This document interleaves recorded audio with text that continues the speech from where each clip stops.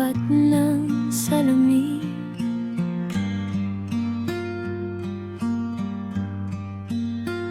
Nagtatanong sa kawalan, ano ba ang dapat gawin?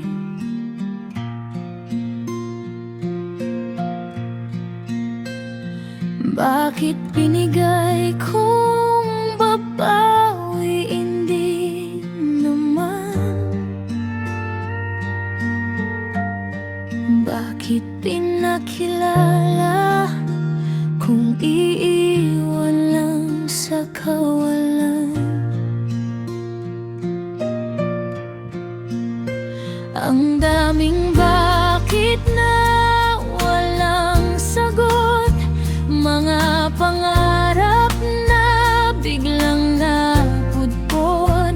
Minsan nakakapagod din maging matatag, lalo na kapag ang puso ay unti-unti nang nababasag.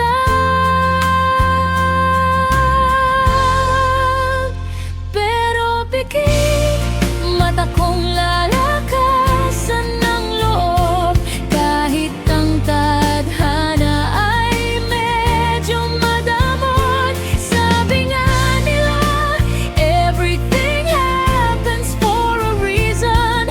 May tamang tao at may tamang season. Kaya kung masakit man ang dulo ng kapon, ihahanda ang sarili sa bagong pagnoon.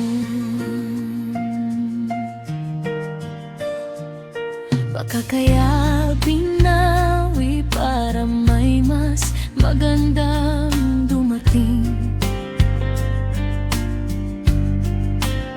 Baka kaya nadapa para matutong tumingin sa bituin. Hindi naman lahat ng sugat ay permanenteng sakit. Ang iba ay aral lang na sa puso ay ikakapit. Kaya sa bawat paalam na dumarating, may maligayang pagdating na naghihintay sa atin. Hihigop ng mainit na kape, hihinga ng malalalim.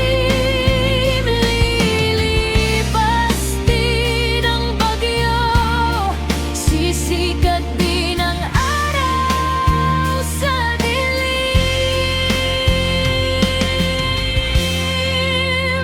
Dahil pikit mata kong lalakasan ng loob, kahit ang tadhana ay medyo madamot.